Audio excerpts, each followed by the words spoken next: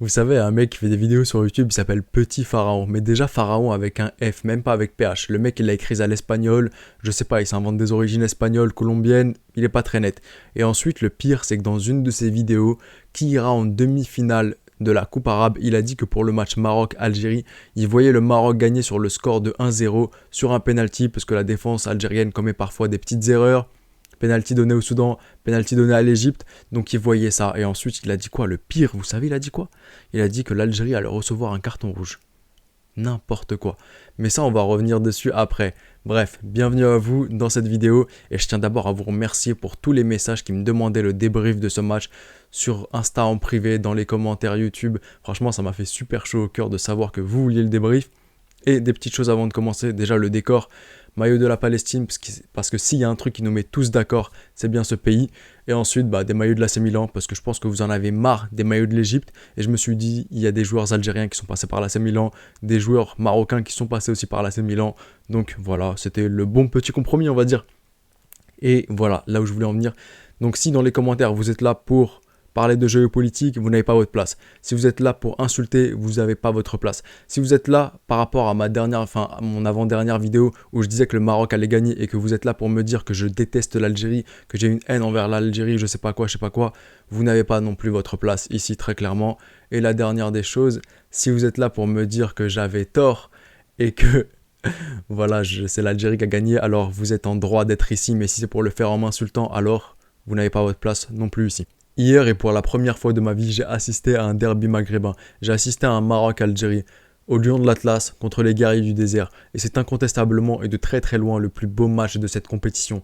Il n'y a clairement rien à dire sur ça.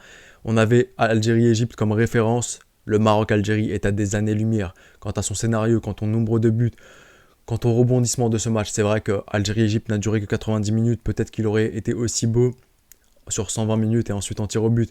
Mais seulement sur les 90 minutes, quand on se base sur ça, le Maroc-Algérie est très très loin et même en tant que spectateur neutre, ça a été magnifique pour moi. Pourquoi je tiens à dire spectateur neutre? Parce qu'on oublie souvent que c'est une FIFA Arab Cup et pas juste une coupe arabe.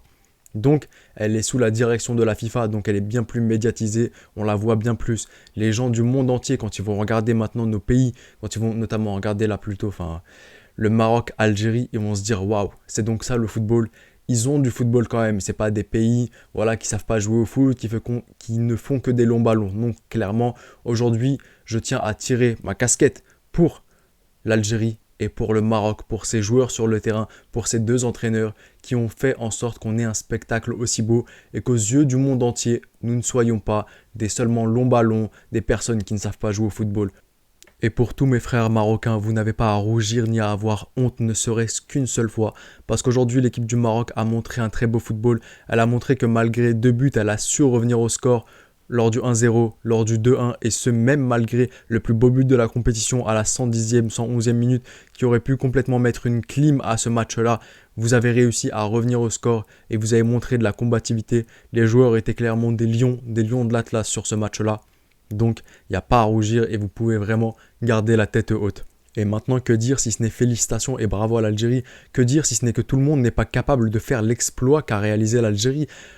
Un match sous haute tension contre l'Égypte et elle ne perd pas, et ensuite un match sous haute tension contre le Maroc et à élimination directe que tu gagnes et t'accèdes à la demi-finale. Clairement, il en faut du mental, et de la force pour pouvoir faire quelque chose comme ça. C'est pour ça que je tire encore une fois ma casquette à ces guerriers du désert. Dans la tête, ils ont eu. Et un truc, au-delà du fait que j'étais complètement à côté de la plaque sur mon analyse d'avant-match, j'avais tort. Et si vous voulez m'entendre le redire, oui, j'avais tort. Mais poussons la réflexion plus loin. Aujourd'hui, j'ai vu, malgré des petits croche-pattes marocains, malgré des petits gestes comme ça pour faire sortir émotionnellement l'Algérie de son match pour que les joueurs obtiennent ce carton, j'ai vu aucun joueur sortir émotionnellement de son match. J'ai vu des mecs comme des statues qui ne répondaient à aucune provocation. Et c'est là où je tire ma casquette. Mais encore une fois, je tire beaucoup ma casquette pour l'Algérie. Mais en l'espace d'un match seulement, tu passes d'un match où tu as reçu pas mal de cartons jaunes face à l'Égypte et un carton rouge à un match où t'es clean et t'es pas sorti émotionnellement. Je sais pas si c'est Bouguera qui a fait un speech aux joueurs, je sais pas si c'est les cadres de l'équipe comme Brahimi, comme Boulhay qui ont donné des consignes, mais franchement, chapeau pour cette amélioration en l'espace d'un match, parce que ce truc-là de péter des câbles, il en faut du travail pour arrêter des câbles. Je vous dis, des mecs qui ont joué au Real, comme Pepe par exemple, comme Pepe, ces mecs-là, il leur ont fallu des années pour ne plus péter des câbles. Alors en l'espace d'un match, et en plus dans une compétition où le but n'est pas forcément de la remporter, et c'est plutôt de donner du temps de jeu et de trouver la petite pépite qui rejoindra l'équipe A dans cet effectif agrandi, je trouve que le travail mental qui a été fait et la volonté de ne pas sortir émotionnellement du match, elle a été incroyable. Et je ne peux pas faire ce débrief sans parler de cet homme qui mérite son poulet. Son poulet, il le mérite tout entier, même son poulet. Youssef Blaili. Youssef Blaili, sur l'ensemble des 90 minutes, vous allez peut-être pas être d'accord avec moi, mais j'ai pas trouvé que c'était le meilleur joueur de l'équipe. Enfin, plutôt sur les 120 minutes, j'ai pas trouvé que c'était le meilleur joueur. Cependant, en termes de leadership et en termes de génie, Youssef Blaili est peut-être le génie de cette équipe. Pourquoi ? Déjà, il provoque le penalty. Ensuite, le deuxième but, hormis le fait que ce soit le plus beau but de la compétition, il en faut du génie et dans la tête pour savoir que seulement en 2 touches, tu as besoin que de 2 touches. Si c'est plus que ça, tu ne le mets pas. Mais contrôle orienté de la poitrine et il frappe. La vitesse de réflexion, elle est incroyable et il faut être un génie pour ça. Et ensuite, c'est le premier tireur au tir au but. Il donne la confiance à l'équipe en mettant son tir au but. Donc je ne peux que dire félicitations à Youssef Blaili. Maintenant, les défauts un peu algériens, je dirais pas les duels aériens, parce que les duels aériens en temps normal, l'Algérie gère ça, la défense gère ça. Je dirais plutôt les duels aériens sur coup de pied arrêté. C'est là où l'Algérie a du mal, c'est là où l'Algérie a pris ses 2 buts. Donc, un petit truc à travailler, mais honnêtement, vu l'intelligence de l'Algérie et vu la façon dont ils travaillent pour améliorer constamment durant cette compétition les petits axes négatifs, et on voit des axes d'amélioration durant cette compétition, je ne peux qu'être confiant pour la suite de l'Algérie et ensuite pour son parcours qui est magnifique pour le moment. Égypte, Maroc, maintenant le Qatar à domicile.